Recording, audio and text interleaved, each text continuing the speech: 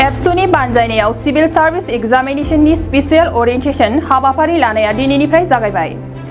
एबसुनि बानजायनायाव दिनै क'क्राझाराव थानाय क'क्राझार बिगियान फरायसालिमायाव UPSC, APSC, civil service and Indian forest service एग्जामिनेशननि थाखाय स्पेशल ओरिएन्टेशन हाबाफारि खुंफुंनाय जादों। बीकन आईएएस इन्स्टिट्यूट निउ दिल्लीनि हेफाजाबाव बे हाबाफारिखौ खुंफुंनाय जादों।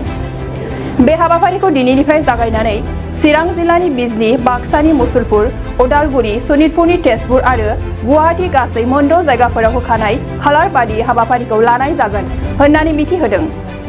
मख'नो गोनांदि बे हाबाफारियाव बाहागो लानो थाखाय गासै 1000निबो बारा फरायसाफोरा अनलाइन रेजिस्ट्रेशन खालामदों। दुलाराय बर' फरायसा आफादनि जोङो दैदेननायाव दिनैनिफ्राय दिनै 25 जुन 30 जुनसिम दिनै क'क्राझार साइन्स कलेज आरो गाबोन बिजनी कलेज, बिनि उनाव ज्ञानपीठ कलेज निकासि, उदालगुरि कलेज आरो तेजपुर, गुवाहाटी मोनद' सेन्टार, मोनद' लकेशनाव प्राय 1000नि बारा अनलाइन रेजिस्ट्रेशन खालामदों स्टुडेन्टफोरा। आरो दिनै क'क्राझार साइन्स कलेजाव प्राय माने 300नि खाथि जोंनि यूपीएससी सिविल सार्भिस एस्पायरेन्ट, एपीएससी आरो इन्डियान फरेस्ट सार्भिस बे एग्जामनि थाखाय जायफोरा एस्पायरेन्ट बा जायफोरा स्टाडि बा प्रिपेयार खालामबाय थादों बिथांमोना बेयाव बाहागो लाफैदों।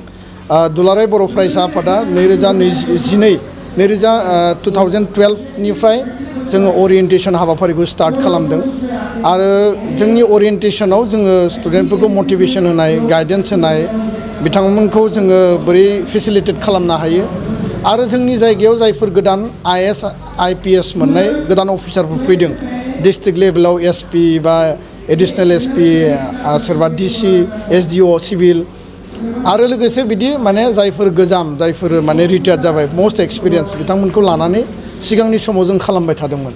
नाथाय जोंनि स्टुडेन्टफ्रा जोंखौ आपिल होदोंमोन जे जोंनो कचिं नांगौ आरो कचिंनि जोंनो गाइडेन्स नांगौ। दा बेखायनो एबाराव दिल्लीनिफ्राय जोङो फेकाल्टि लिंहरनाय जादों आरो बिथाङा कचिं इनस्टिट्यूटआव माबायदि फोरोंनाय जायो बिनि मोनसे गाइडेन्सखौ होगोन। बीकन आईएएसनि डाइरेक्टर जितेन्द्र भरद्वाजी बिथाङा दिनै जोंजों दङ आरो दिनैनि हाबाफारियाव एपीएससीनि फर्मार मेम्बार प्रफुल्ल हाजवारी मानगोनां बिथाङा दङ। बिथाङा सासे रिटायार्ड एसीएस अफिसार आरो बेजों लोगोसे क'क्राझार जिल्लानि यां माने सासे आईपीएस अफिसार एसपी प्रतीक टुबे बिथाङा दसे उनाव बाहागो लागोन। जों आसामनि एडीजीपी स्पेशल ब्रान्चनि हिरेननाथ बिथांखौ लिंदोंमोन।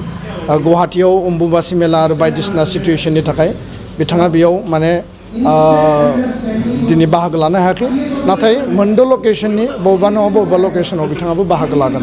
दा जोंनि गुबै थांखिया जाबाय जे गोलाव सम सोमावसारबाय, आन्दलन जाबाय, आर्मस मुभमेन्ट जाबाय बेयाव आरो डेम'क्रेटिक मुभमेन्ट जाबाय। दा बे थासारियाव गोबां जोंनि एजुकेशन सिस्टेमा माखासे स्टुडेन्टआ गोसो होनानै फरायलांदों, माखासेया आन्दलननि थाखाय बायदिसिना थासारिनि थाखाय जोङो मोजाङै सुबिदा मोनासै बा फरायनाया खावसे जादों, आद्रा जादों। फोरमान ब्रह्म आरो तापस बसुमतारी दा खोब लिमिटेड नाम्बार। देग्लाय आसामाव जों नायोब्ला आसामाव सासेल' आरो जोङो अभारअल जुदि नायोब्ला बर'निफ्राय गैया। अल इन्डियानि केटेगरियाव नायोबा ट्राइबेलफोरनि गेजेराव मिनाया बांसिन माने मासि आवग्रियो आरो बिनि उनाव आसामाव जुदि एसटिनि जुदि रेंकखौ नायोब्ला, एसटिनि फिगारखौ नायोब्ला यूपीएससी, एपीएससीआव मिसिं कमिउनिटिया बांसिन मासि आवग्रिनायखौ जों नुदों।